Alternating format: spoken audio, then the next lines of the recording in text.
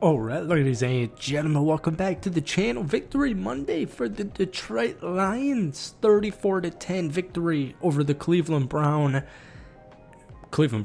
I don't know why I said Cleveland Brown. Don't take the Browns for granted, as Dan Campbell said last Tuesday. And my Green Bay Packers, we lost to the Browns. So, not that that even means anything, and I know there's kind of...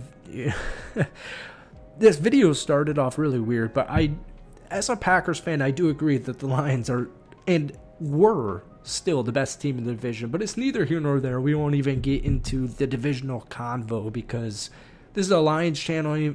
Even though I'm a Packers fan, I still think and have always thought it's the Lions division, but it's neither here nor there. I wanted to talk a little bit more about this Lions football game. We did so on the main channel yesterday, but it was a rapid reaction, and before we get into the film, I want to just go through some things. I can't talk in this video for some reason. It's 10 o'clock here in Florida, but I wanted to talk Detroit Lions because the Lions totaled just 277 yards, and this is a crazy impressive stat to me. That was the 10th fewest yards in the Dan Campbell era, 277. I know it's 2025, but that top 10 lowest ever at 277 is so impressive to me. But folks, the Cleveland Browns are legit, and any team in the NFL, as far as I'm concerned, maybe I'm a little bit of an old head. I think all NFL teams on any given Sunday, that's the reason that rhetoric has always applied. But we're going to go through some of the quote-unquote bad in this football game because watching it, the only bad I saw was Kenny Albert and Jonathan Vilma calling the football game. And before we get into it, hit that like button, hit that sub button for a couple of Lions videos every single week. My favorite statistic for the Lions so far is they've now gone 3 consecutive weeks without allowing a sack. But I do want to talk a little bit about the Browns defense for a second because, you know, we can sit around and joke about how my Packers lost to the Browns 2 weeks ago all we want, but at the end of the day, they have a playoff caliber defense at minimum. And I was a little surprised to see the NFL media world, or just the media world in general, kind of, you know, given a little bit of I'm struggling to figure out a word here, but there was some skepticism over the Lions' performance, which I think is crazy when you win 34-10. But anyways, the Browns defense, it's legit. All right, heading into this football game, opposing teams averaged about 57.3 rushing yards per game. They also deployed man coverage at the second highest rate in the NFL, but they've allowed quarterbacks to pass for only 147 yards per game. Jared Goff just threw for 168, 2 touchdowns. He did have a bad, kind of miscommunicated, misjudged interception. But anyways, the Browns defense pressured Jared Goff on over 40% of his dropbacks, which was, you know, around like 5th, 6th highest in the NFL week 4, sorry. And like I said early, the Lions didn't give up a sack, but Myles Garrett and this Browns defense was still attacking with pressure. And we even saw it in the run game a little bit, even though the Lions gained 109 yards on the ground, Detroit saw 31% of their rushing attacks stopped for 0 or negative yards. Folks, you'll see it as the season goes on. This Browns defense, and like we already said, Dan Campbell knew this heading in. Lions fans, you guys saw, I saw your guys' comments. You guys knew this heading in. It's a true defensive test. Now, the big thing playing the Cleveland Browns is, can Joe Flacco and the Browns offense keep up with the opposing team? And the answer is usually no. We're only 4 games into the year. But I still think watching this football game that Detroit Lions did a very good job. And, you know, we look at like Taylor Decker on the left side, left tackle. Pine had a phenomenal game. Sewell really had a phenomenal game in this. Center Graham Glasgow, I thought, played well.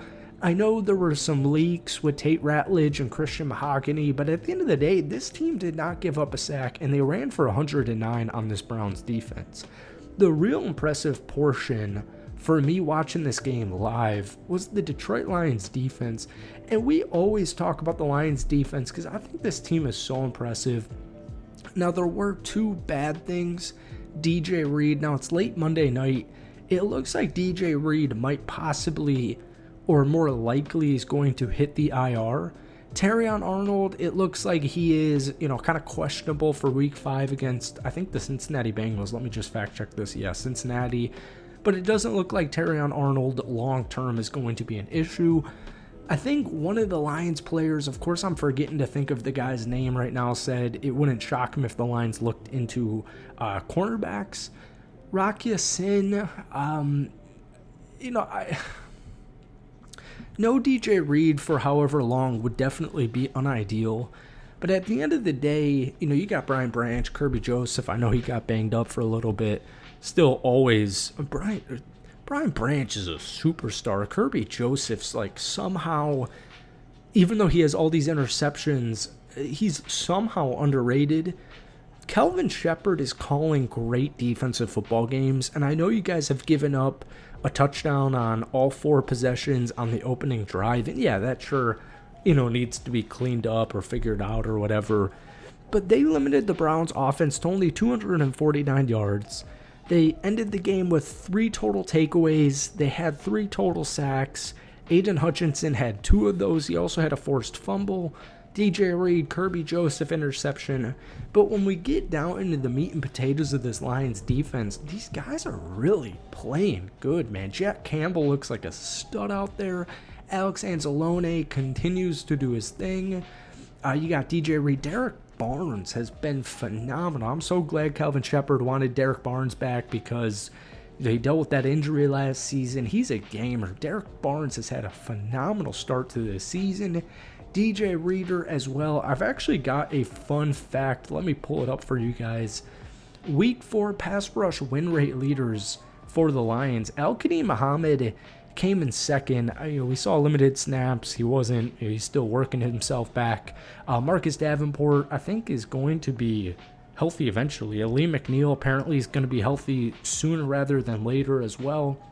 But Jack Campbell, DJ Reader, Tyler Lacey, Tyleek Williams, Nowasaki, these guys played really, really good. And, people can sit around and joke about the Browns offense all they want, but I know this stuff will age well. And I think this Lions defense, man, a healthy Aiden Hutchinson really makes a big deal, as we've been preaching for so long. Now, the Lions have an interesting schedule after Cincinnati. They take on Kansas City, Tampa, hit their bye week, and then you got Minnesota, Washington, and Philly. So getting all these wins, no matter if it's ugly, if it's pretty, I still think that was a pretty 34-10 win against Cleveland. Every win counts, and I guess that's it for tonight's video. Just wanted to riff and raff here Monday night about the Lions team. So thank you guys for watching. Let me know your player of the game, any opinions you guys have down below. Hit that like button, hit that sub button as always, and we'll see you soon. Peace.